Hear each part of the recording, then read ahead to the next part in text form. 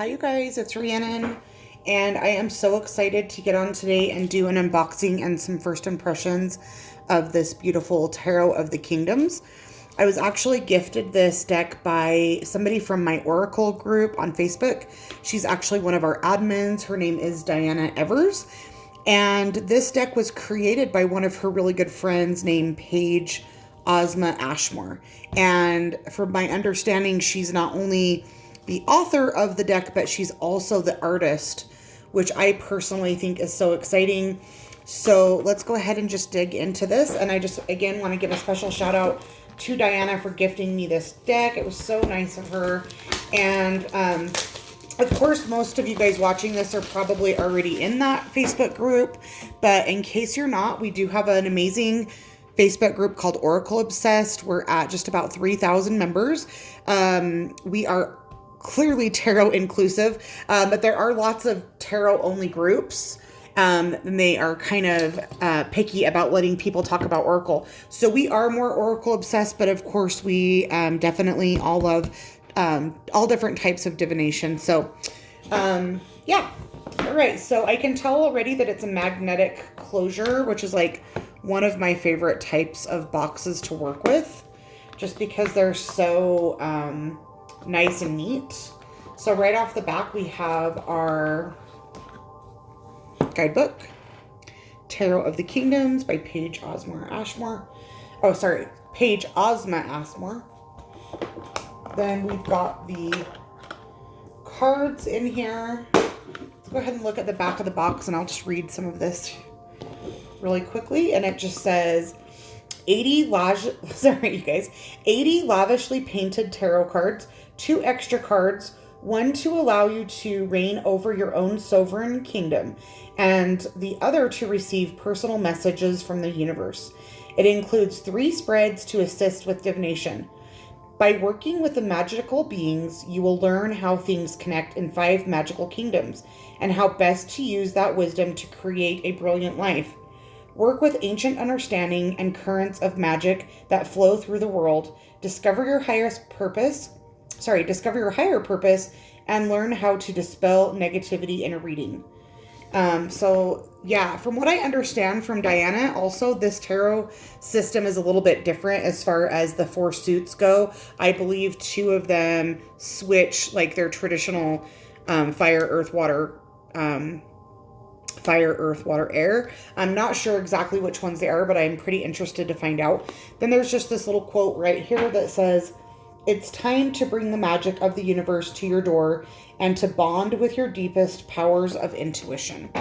So that is the beautiful box, and we'll just go ahead and set that there for you guys to enjoy. So here it is a very hefty stack of cards. You can tell it's definitely more than the traditional 78. Let's just go ahead and, oh no, just try to get the little thing off of there. They're matte. Oh no, that's disappointing. The little plastic wrapper that was on there just took a little piece off, so that kind of sucks. But that looks like it's one of the extra cards. It's called the Universe card. So that's kind of a bummer, but you know, mistakes are going to happen. For those of you guys, I know for sure that the deck is available for purchase on Amazon. I'm not quite sure if she has like a website or any other place to order, but I do know that it's available on Amazon. Okay, so there's, again, one of the first bonus cards. It says the Universe. Then we've got the Spirit card as a bonus card. We've got the King of Earth. Okay, so that's our first actual tarot card, the King of Pentacles or the King of Earth. So let me just flip this around and just see if we start with the Fool, which we do. Yeah, so there's no gilding or anything. It's just simple matte cardstock, but it is a nice quality. There's the back of the card. Sun and Moon. It's really like a pastel on the back, but like really vibrant on the front. If you're into color, I think you guys are really going to love this. Again, Paige is both the author of the guidebook as well as the artist. These are all her own original artworks, which is amazing. So there's the Fool. kind of an interesting take on it. Looks like it's not going to be like your traditional symbolism. The Magician.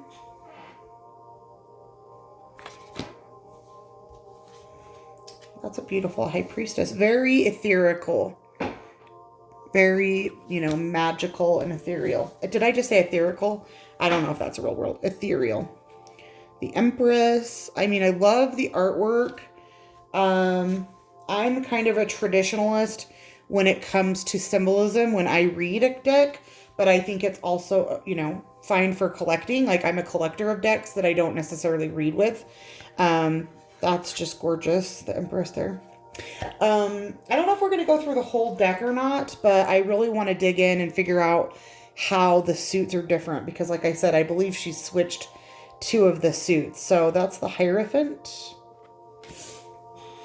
So there's the Lovers. So I'm actually going to skip over some of these, and I'm going to go ahead and jump into the guidebook so that we can figure out what it is that's different about the guidebook's beautiful and thick and nice, which I love because a lot of times when people create their own tarot decks, they just do like a little white book, which I prefer a heftier guidebook, especially if they're not going to include a lot of the symbolism.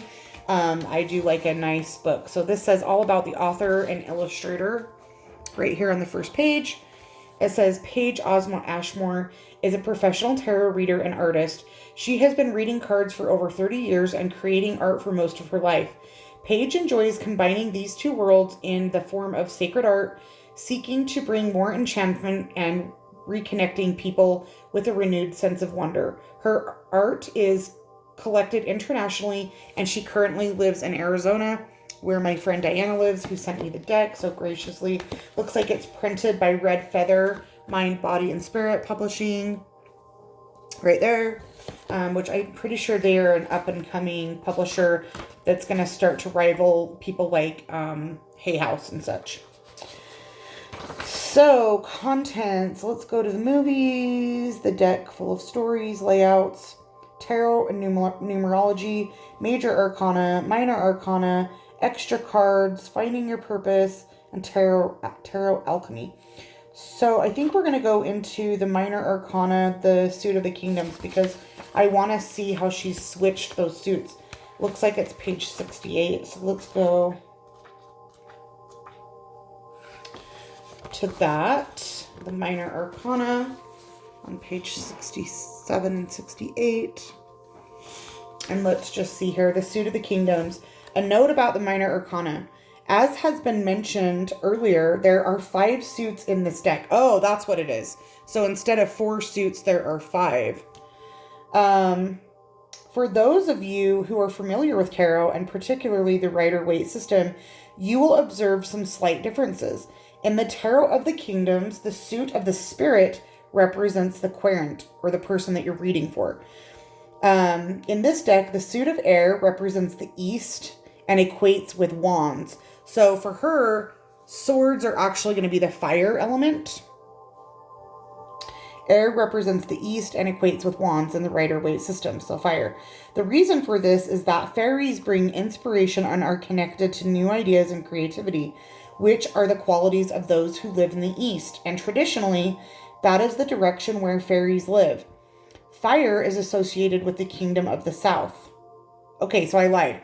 So she's saying that she didn't switch the element, she just switched the direction. So the suit of Spirit represents the querent of the person read for. In this deck, the suit of Air, so it's still air, but it represents the East. And traditionally, it sounds like in Rider-Waite, the East would have been associated with wands, which is, of course, fire. So she didn't switch the element, she switched the direction, if that makes sense. And she explains why, because of the fairies. Then, the reason for that is the fairies who live in the East. And traditionally, that is direction where the fairies live. Fire is associated with the kingdom of the South, and dragons and swords have a long history together. Famous swords have been named after dragons. Swords equate to action, and so in this deck, the suit of fire equates to swords. So you guys, I'm really confused. I really think she is switching the elements as well. But I think for me to know, I need to dig into the deck to look. So let's put the major arcana away. And normally I do like to focus on the major arcana, but let's put that away just for now. Look at that beautiful moon card though. Oh, wow. Let's figure out what is up here. Now, it's kind of interesting that I should be gifted a deck like this because I've actually been studying the ancient tarot, the ancient Egyptian tarot, specifically the Brotherhood of the Light tarot. And in this system, which is super old, the swords and the wands are not the swords and wands, the swords and the pentacles are switched.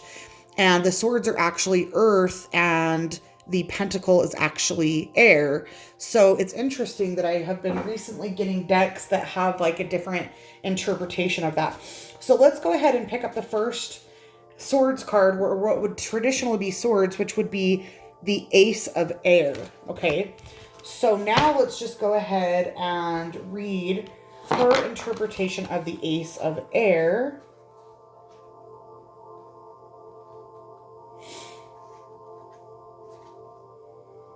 Okay, so I'm in the air suit. I just need to find. So here's the Ace of Air. And then on this first page right here, it gives a little bit more information about this suit. And it says it's the kingdom of the fairies. We are the fairies and we love to laugh. You humans are too serious these days. We remember when you used to tell stories around the fire, how you left us presents under trees and at your doorsteps. We like the children and animals because they believe. Believing can come first. Do you know how important it is to have an imagination? Imagination is the birth of magic. Where we're here to help you laugh and play. Also plant some flowers. We love those. So that's just a little message from the suit of air, which is the fairies. The Ace of Air, it says here, I'm going to hold that up too high that you guys can't see it. Let me try to hold it here. The Ace of Air says, a baby fairy nestles inside a dandelion that has gone to seed, ready to be blown out into the world, creating possibilities. Fairies traditionally love the liminal spaces, the in-between times of the day, such as dawn and dusk. Here it is, dawn, the birth of a new day. The divinatory meaning of this card is the birth of a new idea. Something wants to be created. So to me, that is still more a traditional interpretation of the Ace of Swords, right? The Ace of Air is about new ideas. So it's not that completely different. Again, maybe it is just the element that changed, not the element, the direction that changed, which honestly, I personally don't use direction in my readings at all. I use it in my, magical practice, but I don't use it in readings too much. Okay, so then it says directions to take. Daydream about something you'd like to make happen. Write down what you think. If you write something down, it is 10 times more likely to happen, which I agree with. And I think that's a really cute and true interpretation of that. So let's put that down. So I'm now interested in the suit of spirit that she talked about. So we've got water, earth, fire, the extra cards. So let's go back and find the suit of spirit, because that's the fifth element, I guess you would say, because traditionally tarot only has 4 elements, right? So let's go to find the spirit. 7 of water, Ace of earth, Knight of earth. But I don't see cards for that. Spirit. Oh, there's just one. So that suit of spirit is literally just one card, you guys. The suit of spirit is just one card, which is this spirit card right here. So it's one extra card versus one whole extra suit. And then okay. So we'll read this interpretation of that extra card as well. And it says that, oh gosh, my nose itches. Hold on. Suit of Spirit, Kingdom of the South. This card will always represent the one being read for, the querent. Human beings contain all the other kingdoms inside them. Air in the lungs, fire beat of their heart, earth in their bones, and water in their blood. Yet there is a fifth element, and that is ether or spirit. We can move within all of these other kingdoms because we contain all of them inside of us, and spirit moves inside everything. There are two ways to use this card.